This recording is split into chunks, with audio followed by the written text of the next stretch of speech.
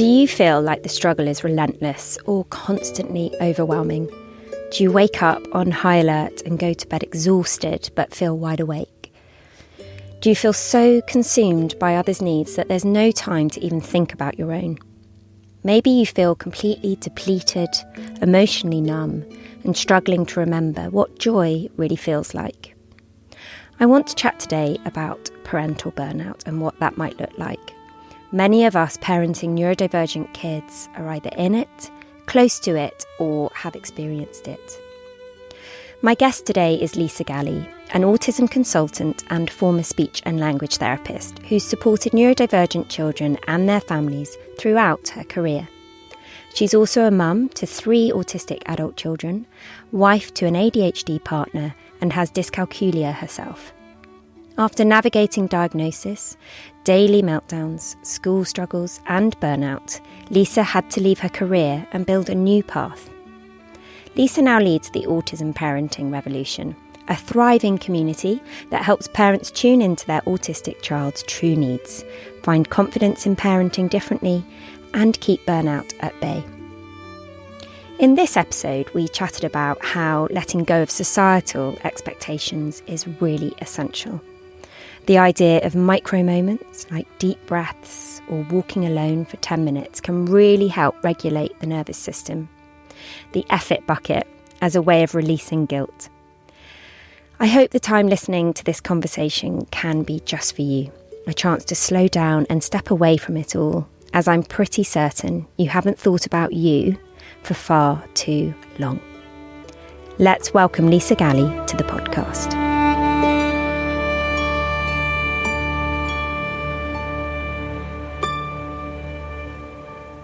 Lisa, it's great to have you here. And I feel that you're actually sitting in front of me at a time where I couldn't need this conversation more.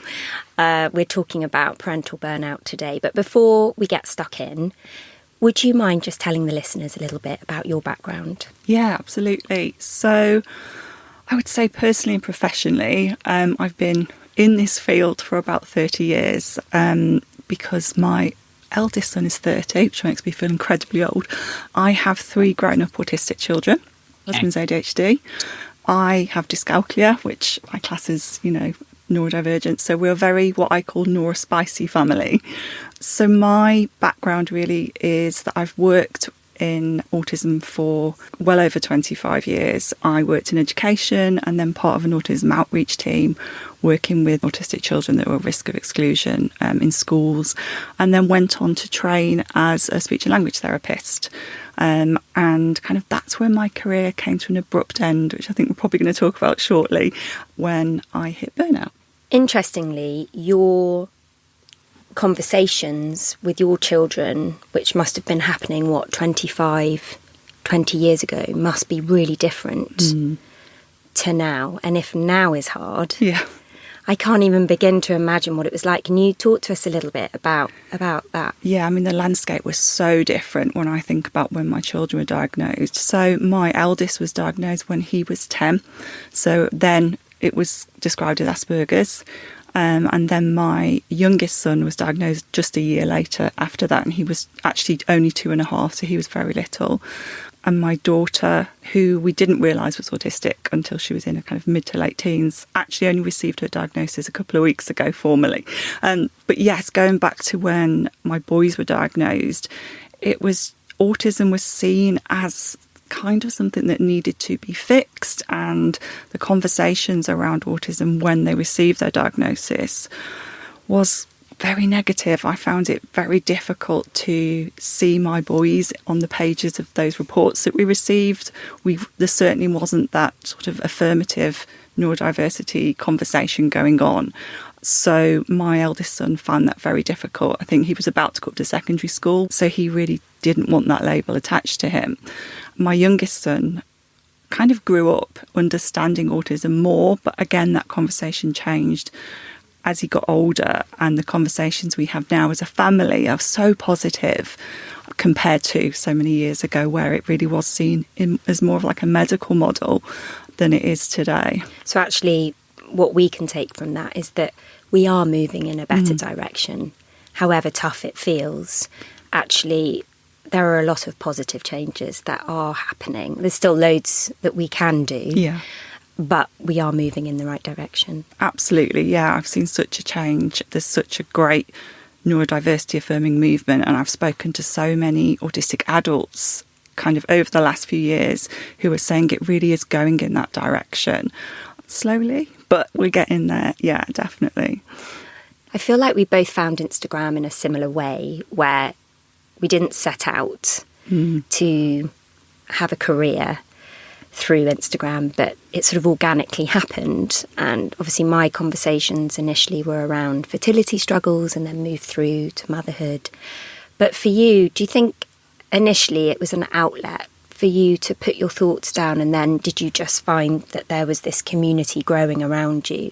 Yeah, absolutely. So it was my daughter who said, why don't you start an Instagram page? I'd had to step away from my job and was feeling, where is my place in the world? You know, I was really not very well physically and mentally, and it absolutely was an outlet. And it started off with just a couple of posts randomly about my life, and then I started talking about autism, and it just, like you say, organically it just grew.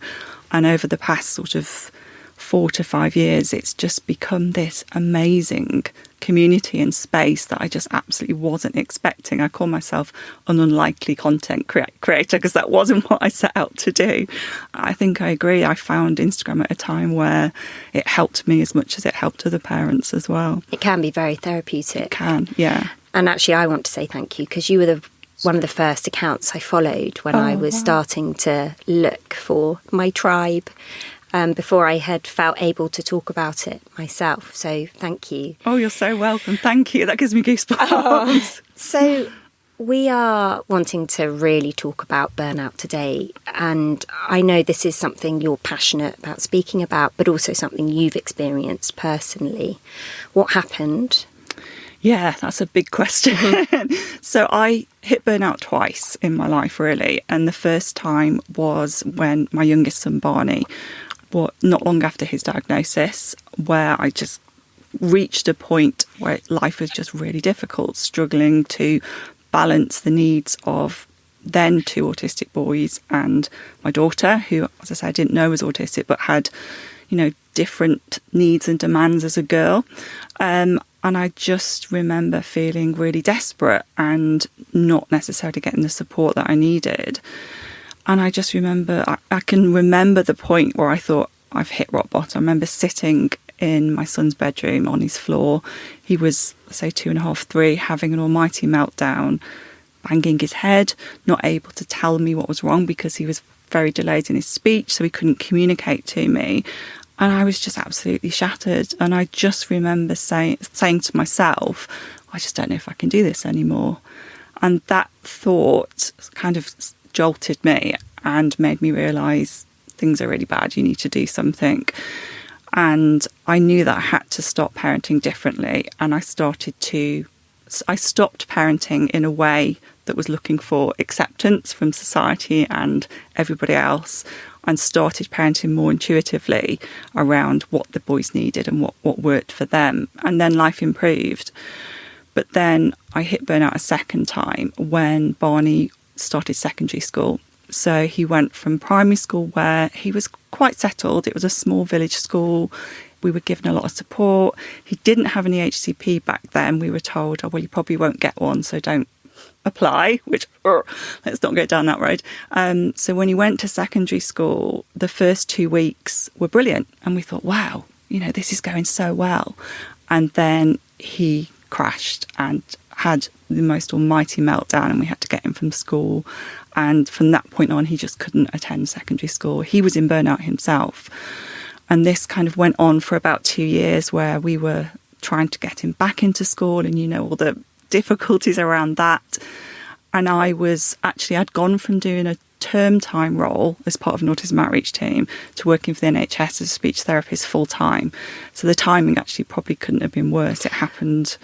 Being a speech and language therapist, Did that happen? Did you want to do that before you knew about your boys? Was that something you were training in? So I was working as a speech and language therapy assistant after the boys were diagnosed. Okay. Yeah. And then kind of thought, actually, this is my calling. I need to do this, and went on to train when they were a little bit older. And then, as I say, I was working as part of an outreach team in schools, and then went to work for the NHS as a speech therapist as well. So do you think because your work sort of entwined into your personal life in terms of what the children you were seeing and just living and breathing it every day because it was at work and at home, do you think that impacted? Yeah, definitely. It was. Trying to get Bonnie into school in the morning was an absolute nightmare anyway. So I was going to work already very, very stressed, waiting for that phone call to say he couldn't, we need to come and pick him up. Then I was having to put this mask on and see other parents exactly like me who were struggling. Lots of them had autistic kids. And yeah, I would then go home and be dealing with meltdowns in an evening. It just became this big ball of stress, and I loved my job, don't get me wrong, and I loved what I did, but it was becoming really hard to maintain that. And eventually I just got to the point where I couldn't, I became physically unwell. Burnout for me became something very physical, and that's when I realised how dangerous burnout can be as well, because it affects our mental health as well as our physical health. My nervous system literally just collapsed. So I was seeing lots of physical symptoms like, palpitations, and I was very unwell in my stomach and my gut. I was having migraines, and then eventually it just got to the point where I just couldn't work anymore, and I was diagnosed with ME, chronic fatigue syndrome, and had to just step away permanently from a career that I felt defined me. And obviously that had a massive impact financially on us as a family, as well as how I felt. And strangely enough, it happened at the point where Barney was actually more settled at school, and my daughter was more settled at her school, and my son was at university. And I think what I did, and what we all do, I think, is we hold on for as long as we can. And when it's safe, then my body just went, okay, now you have to stop. You've got no choice. And it forced me to stop, and I catastrophically hit burnout and was incredibly unwell for about 3 months. My husband had to care for me. He had to take the role of doing absolutely everything because I wasn't able to get out of bed. And then slowly, over the past kind of 7 years maybe, I've kind of improved, my health's improved by changing my lifestyle, and got to the point where I am now, having an amazing career, which I wasn't expecting, which is lovely. Thanks for sharing that. I mean, incredibly hard, Lisa, what you've been through, and also just bringing that awareness that we are, I'm sure lots of people listening to this feel like they're on that treadmill and A, don't know how to get off, and B, probably slightly scared to get off, because if you do, you don't know what place you're actually going to be in, because you're so consumed. It's not just the actual day-to-day, just managing the meltdowns or managing the school drops or not the school drops. And it's managing perhaps other siblings in the family and your own work. And you can find yourself in a situation where you feel like you're not giving your best to anything because there is so much demand on you. And there's also all the admin that comes in, all the paperwork that needs to be done for your children. There are, the endless advocating that needs to be done to make sure that your children are getting the right support. But I think probably what's really hard is living through your child's burnout. And I wonder how many of us go through a burnout when our child is in crisis. Yeah. Because the demands that puts on you are so high that you're kind of mirroring their dysregulation. Yeah, absolutely. And it's something that I talk to parents about a lot, kind of that I work with, is that nervous systems mirror each other. So when we're all kind of, in survival mode, nobody's regulated. And it's so hard, I think, as a parent to watch your child have a meltdown and be so dysregulated and stay calm yourself.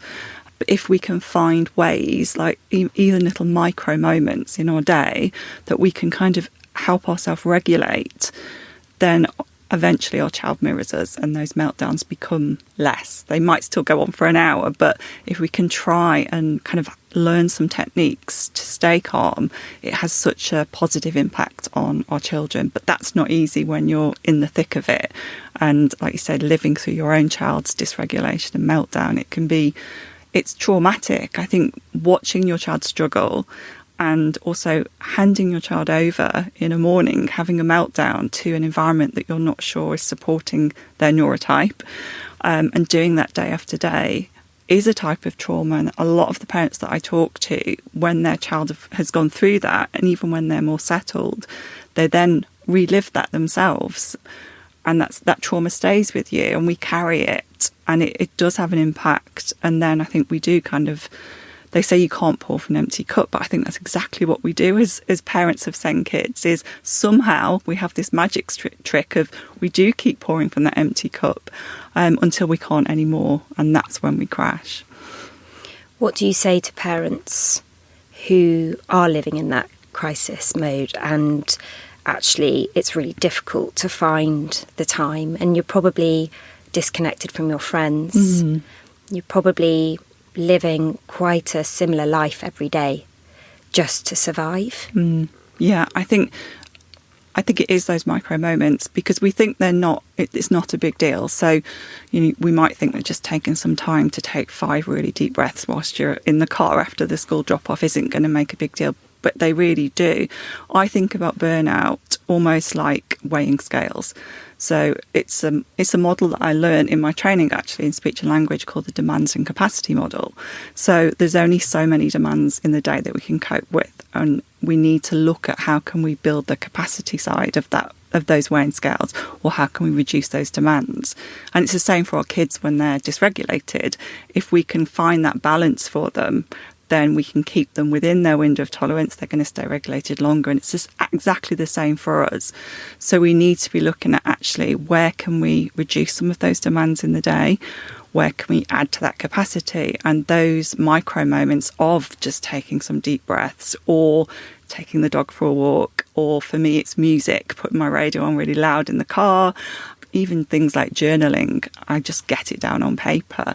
They add up and they stack up, and then you find that actually that capacity side starts to get a little bit heavier and it can balance. The other things we can do is look at choosing our battles and having kind of really strong boundaries as well. That can add to reducing the demand side. Again, which is easy for yourself. Yeah, absolutely. So for ourselves and kind of in relation to our children. So looking at, what can we say no to? And we might not be able to explain that to some people, because people who don't have autistic kids or neurodivergent kids won't understand why you're saying no to that birthday party, or why you're not putting yourself through that family meal, because it's going to dysregulate your child, or you're going to feel that need to constantly be explaining or trying to parent in a neurotypical way, which I think takes a while to get to the point where you grow that thick enough skin to say no. But those boundaries are so helpful, and I think they do reduce that kind of demand side of those scales. So yeah, looking for those tiny little moments that add up over time, definitely, which isn't easy. We don't find much time in our day, especially when our child is next to us all the time, when they need to have that capacity to be close to you. Yeah. And it can just be saying to your partner or someone close to you, I am literally going to take 10 minutes, I'm going to leave this house and I will be back. And a lot of the parents I work with find that really difficult to actually walk away, even just for 10 minutes. But when they do it more regularly and they realise that child is fine, they will be okay for those 10 minutes, those 10 minutes over a week actually build up to you having maybe an hour to yourself. And it's so important for our nervous systems to help regulate us. So helpful.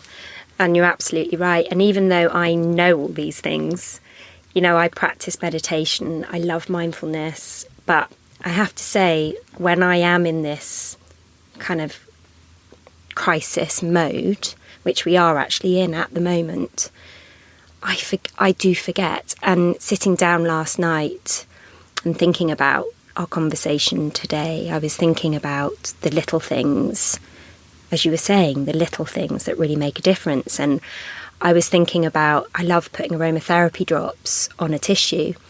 And actually I was saying to all my children last night, which one do you like smelling? And it's such a simple thing, but it really is nourishing. Yeah. Also an affirmation. I was thinking I found those really helpful, and why am I not using them? Things like be kind to yourself. Something as simple as that, just a reminder. Because I think we are very judgmental of ourselves. We sort of think, right, I'll get that bit sorted, I'll get the EHCP in place, and I'll get this environment sorted, and then everything will be okay. And, you know, and then it's not. And I think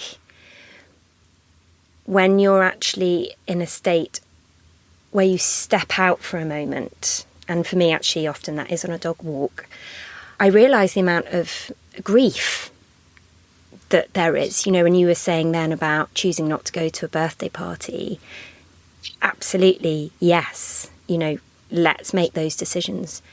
But it's still okay to be sad that that is not possible for our child. Yeah, and that's so important to validate those feelings, because there is a grief that comes with our life. And I think sometimes we find it hard to say that, because that's can feel like quite a shocking thing to say about your child.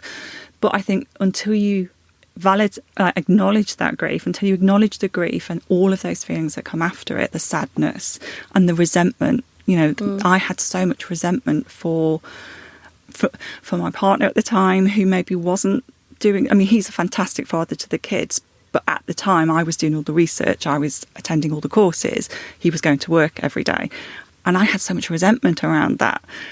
And I think it's important to validate that feeling, and until we do that, until we process those feelings, I think it's quite hard to move on. But again, it's also acknowledging that sometimes we're not ready to acknowledge those feelings, and sometimes, particularly when we're in crisis, when we are in crisis and our nervous system is so dysregulated and we're in survival mode, you know, we are concentrating on the external because we need to look at safety, and we project, you know, we look at externally what's safe for us, and it isn't safe sometimes to look at what's happening internally. It's almost like that mama bear thing. It's like, right, I need to protect my cubs, and to do that, I need to be on high alert.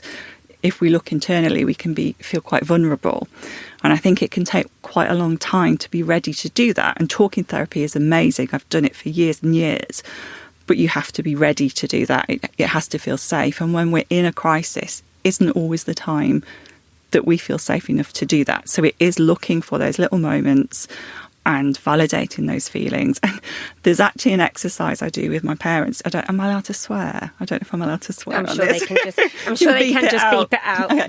So we have something called the fuck it bucket, or the flip it bucket, or the fudge it bucket, where we look at those things in our day that we can just throw in that bucket and go, well, I'm letting go of that. And it might be that we've had to give our child a chocolate biscuit in the morning for breakfast in the car to get them to school, chuck it in the bucket, because actually in the grand scheme of things, in 5 years' time, that's not going to matter.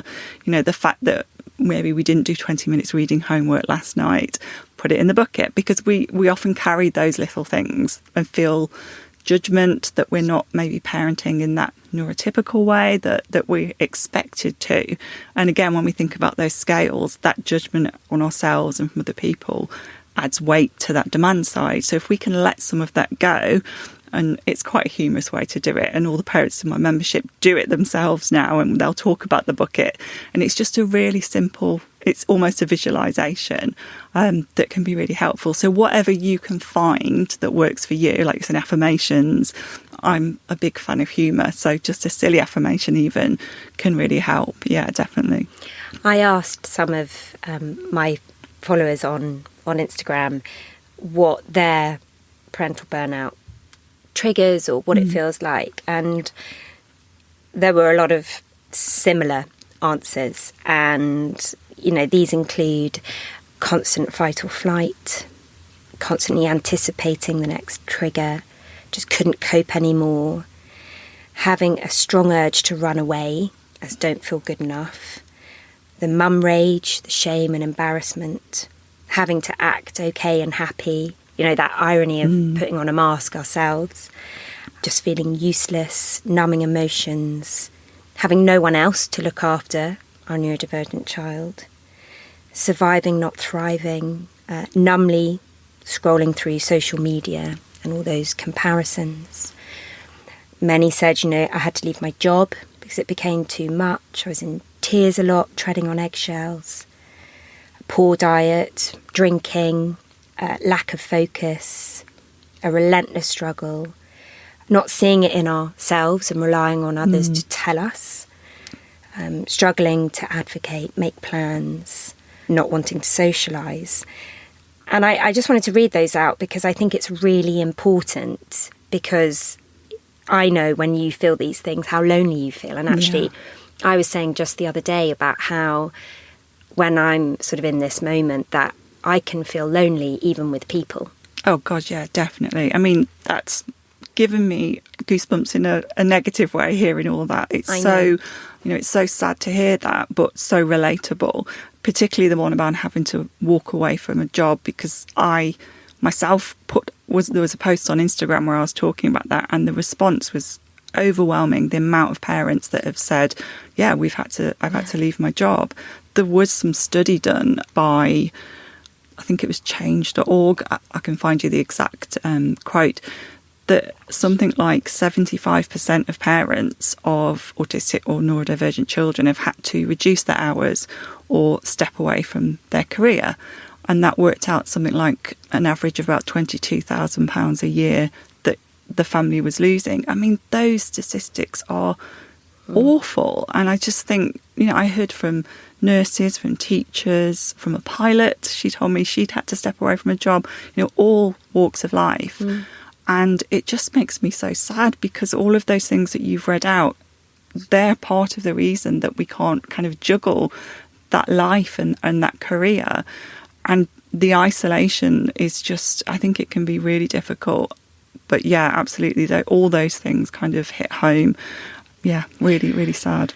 And the implications of leaving a job, the things that make you you and bring you joy and give you purpose, and the impact that has, the financial impact, it's massive. It's huge. What do we do? What are our choices here? And I think that is where it's really, really difficult to find the support and know what the options are. Yeah. When you have to step away from a job and you are in burnout, you also don't have the energy to go out there and look for that support. And also we don't feel necessarily that we deserve that support. I think, when we're in that moment, we're solely concentrating on our child.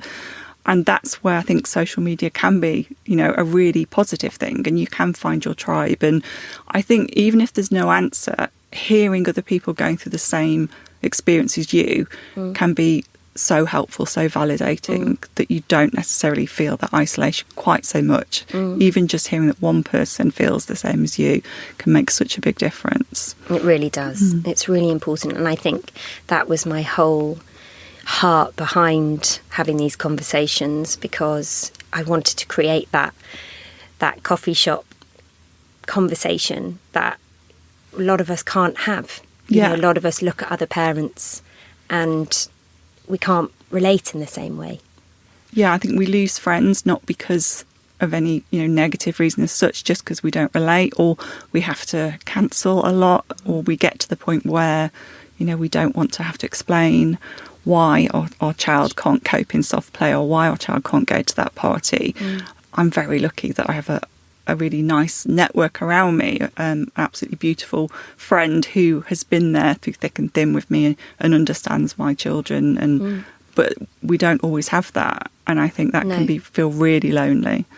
And actually, one suggestion, which I think is a really positive one, is that perhaps if you are in a school environment, reach out and start a SEN WhatsApp group. Try and find the parents within the school, because they will be there. absolutely, they'll be there, and they're probably looking for you. I remember when my eldest was first diagnosed, he was the first autistic child at the school. He wasn't. He probably wasn't, was he? But I remember them saying that to me and feeling so isolated that I didn't know anybody else who had autistic kids at the time. But now I think there are so many ways of finding those people, your tribe, whether it is, like you say, starting your own WhatsApp group or just reaching out to having a look if there are any Facebook groups or on Instagram, and finding the energy to do that, I think is so worthwhile. I think another thing that I find helpful is just when I'm feeling really, really trapped in it, is to just think a little bit about perspective. And I know it's really hard, but it's almost just a reminder, because I think it's quite easy to think, when you walk away from something like a school drop that has been really difficult, or you've had to leave a party, it's really hard not to feel envy towards the life that other families are leading. But I think the truth is, and the reality is that everybody that steps through their front door has something. Yeah, definitely. Yeah. And I think just remembering that perspective of, we all have difficult things to navigate. Just sometimes that just makes me kind of just zoom out a little bit.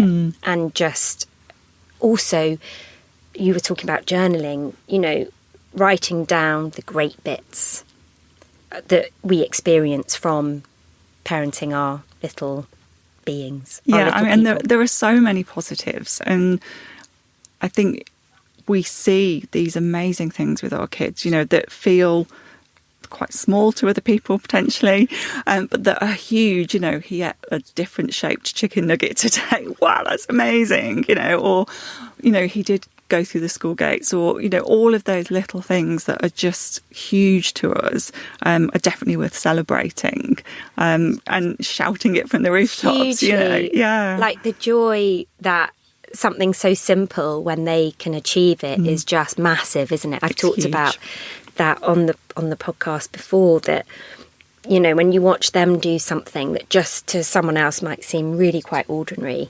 the pride you feel, or when they manage to do something that they're really, really fearful of.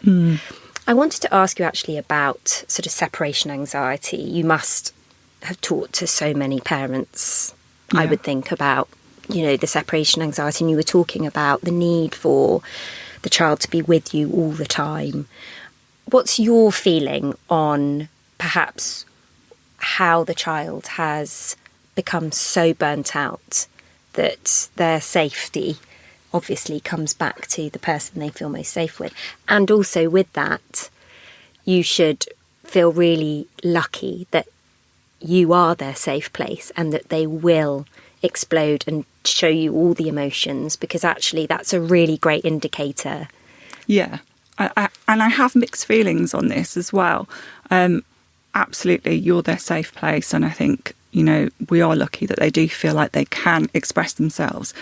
But at the same time, I think, and I've heard from a lot of parents who feel this, and I used to be a bit annoyed when school or a professional would say, well, the fact they feel safe to do that with you is great. Yes, but the fact that they do that when they come home from school is because they've been masking all day. So how about we look at the environment as well? That actually, why do they need to explode when they get home? Why do they need that to be close to us so much? So I think we need to have a bit of a wider lens when we look at it. But yeah, I think that it can be so overwhelming when you are your child's safe place. And when they come home and they do have that 3:30 meltdown, which I talk about a lot with parents. So I think it's looking at how you can build, and we've kind of touched on this, haven't we, how we can build in that little bit of space for them and for us, where we feel like we are getting a little bit of a break, but they're still, close enough with us. And one of the things that I find really is useful is kind of having almost like I think it's called body doubling, where if they're doing an activity and you're doing an activity. So for me, it is journaling or, colouring, or I like to do art. And when the kids were younger, it would be that maybe they did have a screen and they were watching their favourite Thomas the Tank Engine, or they were watching YouTube. We were in the same room, but we're doing our own things. And there's that safety then that you're nearby, but you still feel like you've got a little bit of yourself and control over what you're doing. I think that, again, it's those micro moments, isn't it? Actually finding that space for yourself. And also it can be confidence building for our child, that we don't always need to be doing what they're doing, but we're there and we can kind of build that space very, very slowly. And we talk about comfort zone a lot, and something that I've heard a lot in my journey, and a lot of the parents I work with have heard, is that, you need to push your child out of their comfort zone for them to be able to cope. No, we don't. We don't need to push them out of their comfort zone. We need to grow from safety. So because they feel so safe with us, we're in that position, that privileged position, where we can very gently stretch their comfort zone a little bit each day. And then from that place of safety, that capacity for change grows. And I think that's where our children do need to have that kind of different type of parenting than neurotypical children. And I think that's where it's really important to look around what's safe for our kids, especially when they're in crisis, and we don't want to push them too far that then they are in survival mode. Everybody's in survival mode and nobody's regulated. It's about those tiny little steps and celebrating those little steps. And also going back to what you're saying about, how you feel slightly in two minds about you being that safe person. I have heard, that schools, again, it's that thing of, is it blaming the parent for a certain way that you might be behaving that's made your child like that, rather than a school looking at what their environment might be doing? Yeah, definitely. There's sort of a lack of consideration. Why is this child? Well, it must be the parents, or it must be something. And whether that's just also partly our, negative belief system, and that thing we ask ourselves, what have I done? Did I do something wrong? Is this something I'm doing? But actually, no one else helps to take any of the responsibility. And, our child is in that environment half of the time. Yeah, exactly. It's a huge thing. And again, that I think that adds to burnout. It adds to that demand side, that actually we feel that judgment. And it can be, even slightly flippant comments that maybe people don't realise they're saying, oh, well, he's fine when he's here. It adds to that shame that you feel, is, like you say, what am I doing wrong? And you're not doing anything wrong. Masking is... Some kids are so great at masking. My daughter, I say great, that's obviously maybe not the best word, yes, but I know what you mean. My daughter is just the master of masking, and all through her childhood she masked. And also our children can mask when they're enjoying themselves as well. So they might be at school enjoying something, but they are still masking. They're still having to use all their energy to be in that space.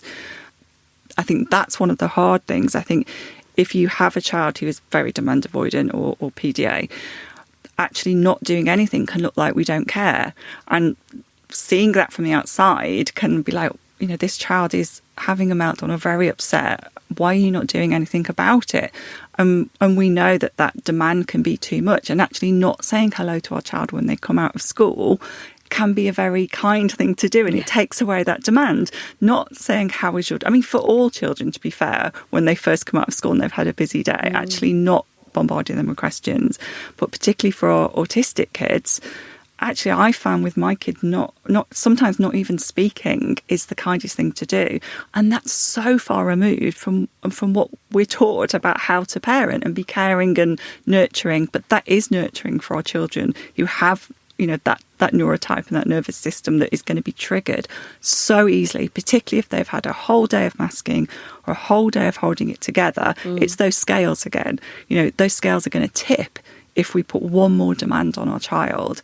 So we are so parenting in from such a heart-led way, and I just want parents to know that I see that, I recognise that when you parent like that, you are so heart-led, you are so kind, you are so parenting from your gut, and that is what's right for your child. But it's so hard when you receive that judgment, whether it's judgment we perceive or whether it's real judgment that, well, actually they don't behave like that here, so it must be something you're doing wrong. It's not. One of the things I actually practice with all my children is something I call download the day, and it's at bedtime. And you know how you were saying about don't ask them how their day was the minute they've come out. They're also usually starving, so that's never. I know I'm hopeful. Like at bedtime, when I have to read a bedtime story, I often now will have my dinner before I do bedtime, because I realise that when I'm hungry, I've got no patience left. But anyway, I do download the day, and I guess I'm doing a social story without realising that I was. And so I will draw out the day on their back. So, I woke up in the morning and the sun came out, and I'll sort of scoop my hand like a sunrise. And then I'll do, walk down the stairs, and I'll move my fingers up their back, and then we have breakfast, and, I'll carry on like that. And then if I get to school, I might say, but I don't know what happened at school. Could you just fill a little bit in if you want to, And that's often a way that will then help them tell me a little bit. I mean, that's so beautiful. I mean, it's multi-sensory. It's just, I love that idea. I will be stealing that idea and suggesting it to my parents. Yeah, that's perfect. And like I say, it's so low demand, and then you're leaving that space for them if they want to fill it and they want to process their day. We used to do a worry jar. So when Barney was really struggling at school, we'd have a worry jar, and we'd actually schedule worry time, which when I first heard about this, I thought, oh my, that's really, we can't schedule worry time. That's awful. Let's not talk about it. But our children sometimes need to do that. And if we give them a specific time to do that, and we would write those worries down, and we'd put them in a jar, and we'd close the jar.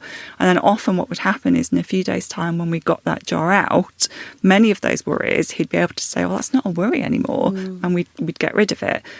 But being able to go through the day and know that there was a time when he could talk about those worries was so, so useful for him. And share a worry. I was, as a parent, what are you worried about? And explaining that we have these worries too. Because I remember that as a child. I had terrible anxiety as a child. And nobody really ever said to me what their worries were. That wasn't their fault. That was just a generational difference. Whereas I think we are getting better. And that worry jar is such a great idea for all the family and all the children, and something you can share together. Yeah, definitely. I think modelling is a really great skill as parents. I think we don't have to talk about it a lot. Sometimes we can just model something. I'm just going to take a couple of breaths because I'm feeling a little tense, and our children, pick that up as they go. I've also highlighted some of what I do to make me feel better when I feel like parental burnout is approaching or I'm in it. And I just thought it would be really lovely to end sharing some of the positive tips that, we can take away. And actually a lot of these you have beautifully mentioned. So it's saying mirroring your own child by reducing your own demands, review diary and cut back.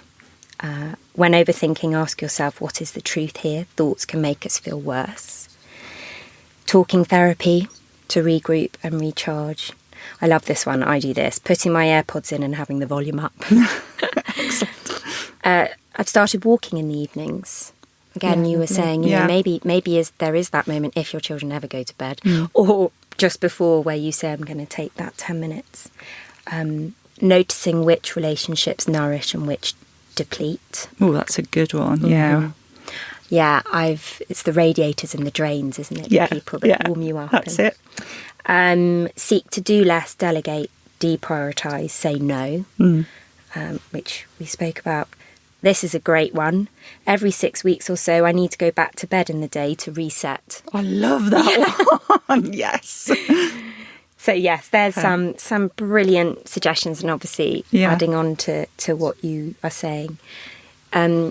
Lisa, I would love to ask you just 2 more questions. If you are sitting opposite a mum who is currently right in the thick of burnout, what would your words be at that moment?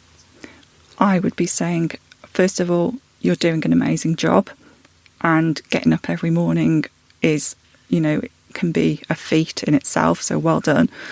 And I'd also say, it's those micro moments. That's what I'm really passionate about, is finding those little micro moments. So you have a look, see what you can just put for yourself in your day. And they do matter. You matter, and you deserve to have those little times for yourself as well as your child. And my last question is, what would you like to see for the future of our neurodivergent kids? Oh, that's a huge question. Yeah, that's a bit unkind, isn't it? Throwing that on you without giving question. You any warning. Well, I would like to see more understanding. I would like to see the language that we use around our children to change. And I would like to see that there is a future where there is a place for our children as adults in employment. I mean, that's almost like a whole podcast on its own, because they have so many amazing skills. And when we look at their special interests particularly and nurture them, we need neurodivergent brains in this world, because the world hasn't caught with neurodiversity. And I think for humanity, we need different brains. That's beautiful. I was actually wanting to close this podcast today by just taking a moment, if people listening would like to join us, I just think in a few grounding breaths. Perfect. I think today, has been a lot about us as parents, and I'd love to give, if it's okay with you, Lisa, I'd love to give just something back to those parents listening right now, and for me too, actually. So if you'd like to join me, if you're sitting, just take a moment to pause. Feel your feet on the floor beneath you. Let the chair hold you. You spend so much of your time holding everybody else. Just let yourself be held for a moment. Drop your shoulders that are so often tense. Relax the muscles in your tummy. Release the tension in your jaw. And take a deep breath in and think the word let. And as you breathe out, think the word go. Breathe in, let. Breathe out, go. Breathe in, let. Breathe out, go. Thank you. Please take care of yourselves, and I look forward to chatting with you next time. Thanks, Lisa. Thank you.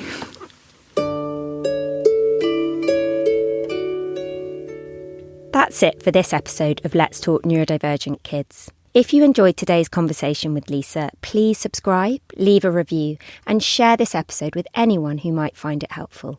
Lisa also has a 10-week autism parenting course programme, which you can find out more about on her website. The link is in the show notes. I also wanted to say thank you so much for all your messages.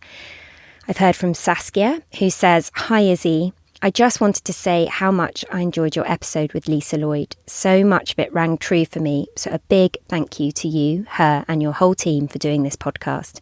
My son definitely fits into the send-betweener category."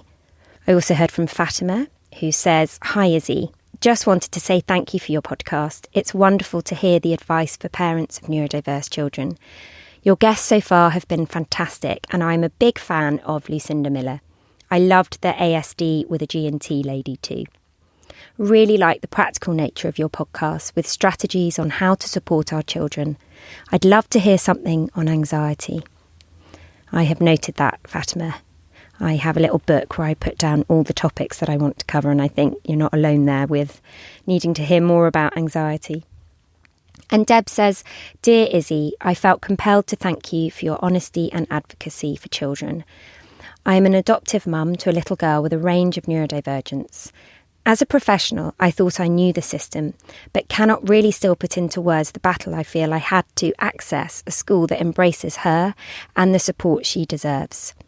One of the most significant issues for me was a mum feeling so isolated and alone. Thank you for sharing this podcast and positively encouraging us all. This podcast is one I will look forward to each week. Thank you so much to everybody that has written. That really does mean so much to me, and I love hearing from you. So you can get in touch via email, that's hello@letstalkndkids.com, or message me on Instagram, which is @letstalkndkids. Thanks for listening, and join me next time on Let's Talk Neurodivergent Kids.